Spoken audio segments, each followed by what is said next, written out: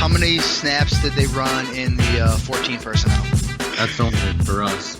100% of the snaps.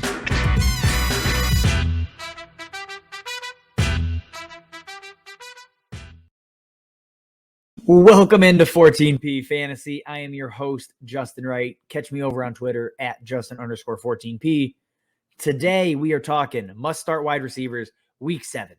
And, the landscape for wide receivers isn't as bad as running back right now. Running back is a hellish place, if I'm being perfectly honest. There's no depth. Everybody's hurt.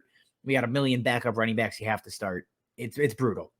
That's not the case here, though, at least at the wide receiver position. So these three guys, most likely in your flex, if you're forced to start them as a wide receiver too, probably not in a good spot to begin with. But again, hey, we got bye weeks, we got injuries. It may have to happen.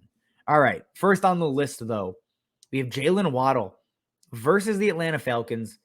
And honestly, Jaylen Waddle, the production we've seen from him is pretty encouraging. Again, he is a rookie. We see the fluctuation up and down, with Tua, Jacoby Brissett, back to Tua.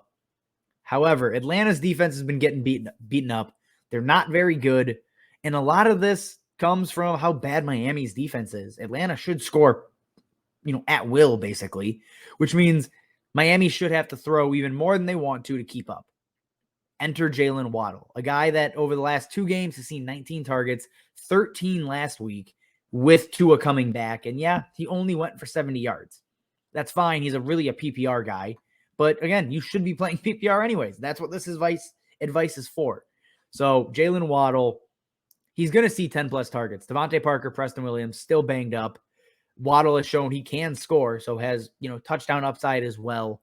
I think he has the potential to finish as a top 20 wide receiver, and at a minimum should be a top 24 guy based on volume alone. Again, matchup is ideal. Game flow should be in his favor. Fire up Jaylen Waddle this week. Also, fire up Tua. Fire up Matt Ryan. I want a lot of guys from this game just because the defense is not going to be there this week in this matchup. Number 2, though, we have Mecole Hardman versus the Tennessee Titans. If I had to rank Waddle and Mecole Hardman, they're not in the same conversation. Let me be clear. Jaylen Waddle is very far ahead of Mecole Hardman, again, because of volume.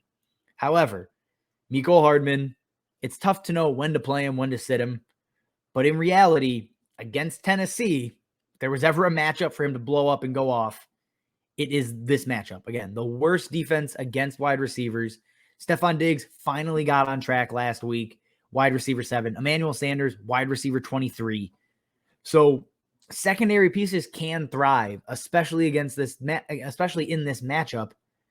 And on top of it, Tennessee's going to score at will. Derrick Henry's going to go nuclear, which means Kansas City will need to score a ton of points, as they always have to keep up. So again, Mecole Hardman, this is a week I am comfortable starting him. He's just inside of my top 30 wide receivers.